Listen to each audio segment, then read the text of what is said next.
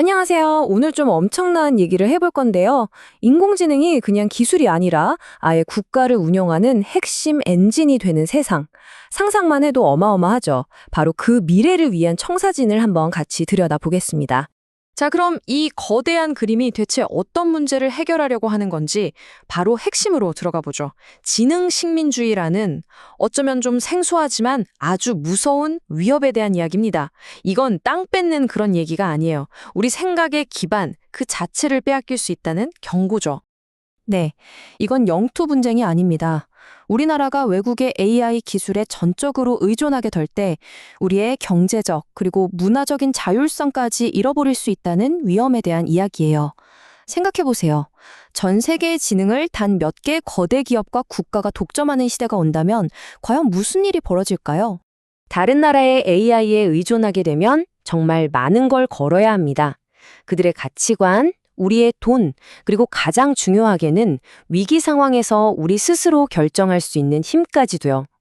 예를 들어 다른 문화권 데이터로 학습한 AI가 우리나라의 독특한 소비 패턴을 이상한 오류로 판단해서 우리 경제를 왜곡시킬 수도 있고요. 더 신박하게는 국가 비상사태 때 그쪽에서 서비스를 딱 끊어버리면 우리 사회 전체가 마비될 수도 있는 거죠. 그럼 어떻게 해야 할까요?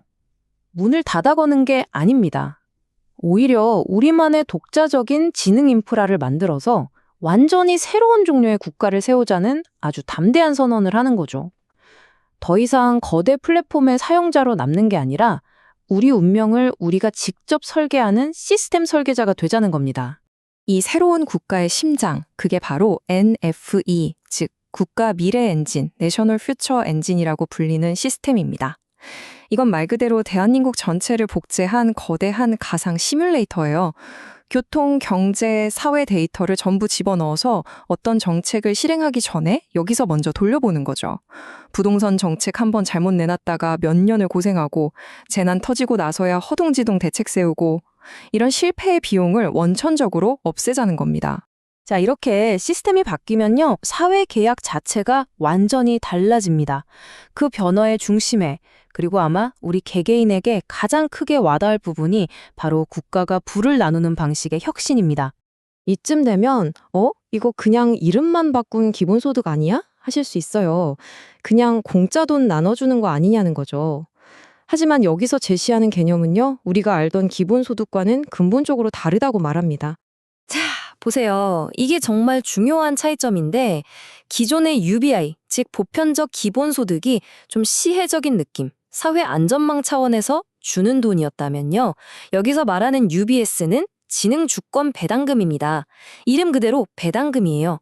국가의 AI와 로봇 같은 공공자산이 만들어낸 이익을 그 주인인 국민에게 정당하게 나눠주는 몫이라는 거죠. 그러니까 국민을 단순히 도움받는 수혜자가 아니라 국가의 주주로 보는 엄청난 관점의 전환입니다. 자, 그럼 이게 실제로 어떻게 돌아가느냐? 이게 진짜 재밌어요. 여러분이 앱에다가 이번 달에 의도를 등록하는 겁니다. 예를 들어 우리 동네 어르신들께 뜨개질을 가르쳐 드리겠다. 또는 새로운 비건 김치 레시피를 개발하겠다 같은 거요. 그러면 국가 미래 엔진 NFE가 이 활동이 만들어낼 사회적, 문화적 가치를 즉시 계산합니다.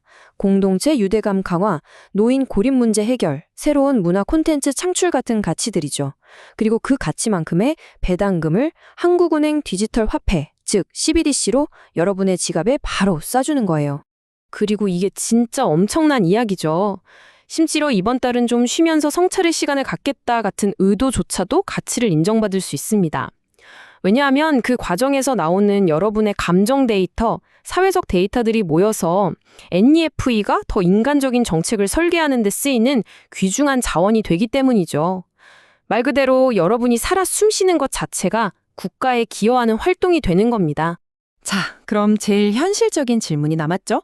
그래서 이 돈 다 어디서 나오는데? 그쵸. 이 어마어마한 UBS를 감당할 재원은 과연 어디서 마련하는 걸까요?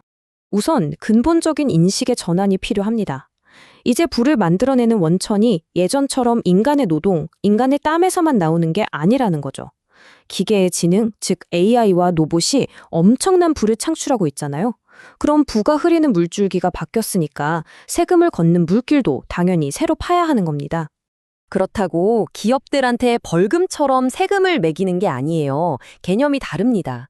국가가 깔아놓은 이 거대한 AI 인프라와 로봇 시스템이라는 무대 위에서 기업들이 자유롭게 비즈니스를 하는 거니까 그에 대한 무대 사용료를 내라는 거죠. 아주 합리적이지 않나요?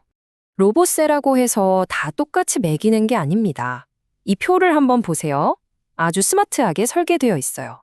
기본적으로 로봇이 일을 많이 하고 생산성이 높을수록 세율이 올라가겠죠. 그런데 만약에 그 로봇이 실업률이 높은 분야에 투입돼서 사람들의 일자리를 많이 뺏는다면 세율이 더 높아집니다. 반대로 사람이 하기 힘든 위험한 일을 대신하거나 환경을 정화하는 착한 로봇이라면 오히려 세율을 깎아주는 거죠. 그리고 지능세가 있습니다. 이건 눈에 보이지 않는 AI와 소프트웨어가 만들어내는 부를 포착하는 건데요. 크게 두 가지예요. 하나는 기업들이 국가의 슈퍼컴퓨터 같은 자원을 써서 돈을 벌면 그 이익의 일부를 내는 컴퓨팅 사용료, 그리고 또 하나가 정말 중요한 데이터 배당금입니다.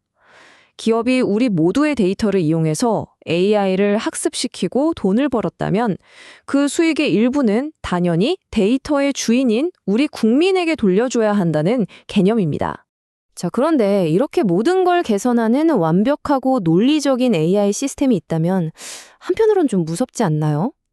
만약에 이 AI가 내놓은 완벽하게 효율적인 정답이 우리 인간이 보기엔 뭔가 잘못된 것 같을 때, 그럴 때는 어떻게 해야 할까요? 바로 이럴 때를 대비한 최후의 안전장치가 있습니다. 이름하여 주권적 오버라이드. 이건 인간 지도자가 NFE의 결정을 거부할 수 있는 헌법으로 보장된 권리입니다. AI의 계산이 아무리 효율적이고 완벽해 보여도 인간의 가치 판단에 따라 아니오라고 말할 수 있는 궁극적인 브레이크인 셈이죠. AI는 기억을 그냥 데이터로 보지만 우리는 그걸 추억이나 삶으로 느끼는 그 차이를 지키기 위한 장치랄까요? 이게 진짜 중요한 지점인데요. 이 사회는 기계의 차갑고 완벽한 효율성보다 때로는 실수하고 비합리적이더라도 인간이 내리는 선택, 즉 인간의 틀릴 권리를 더 존중하기로 결정했다는 겁니다.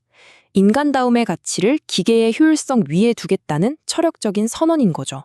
결국 이 모든 거대하고 복잡한 청사진은 단 하나의 목표를 향하고 있습니다. 바로 우리 시민과 국가 그리고 기술 사이의 관계를 완전히 새롭게 정의하는 것. 더 이상 국가가 우리를 통제하고 관리하는 존재가 아니라 우리 각자가 자신의 꿈과 목표를 마음껏 펼칠 수 있도록 도와주는 거대한 조력자로 거듭나는 겁니다. 국가는 AI, 데이터, UBS 배당금 같은 최고의 도구들로 우리의 생존을 든든하게 받쳐주고 우리는 그 위에서 자유롭게 공동체의 품격을 높이는 활동에 집중하는 거죠. 이 모든 이야기는 우리에게 마지막으로 이런 도발적인 질문을 던집니다. 이제 AI 덕분에 답을 찾는 건 너무나 쉬운 세상이 올 겁니다. 하지만 가장 중요한 질문은 오직 주권자인 우리 인간만이 던질 수 있죠. 우리는 이 기술의 주인이 될 것인가 아니면 지배를 받는 노예가 될 것인가? 그 선택은 결국 지금 우리가 어떤 질문을 던지느냐에 달려 있을 겁니다. 여러분의 질문은 무엇인가요?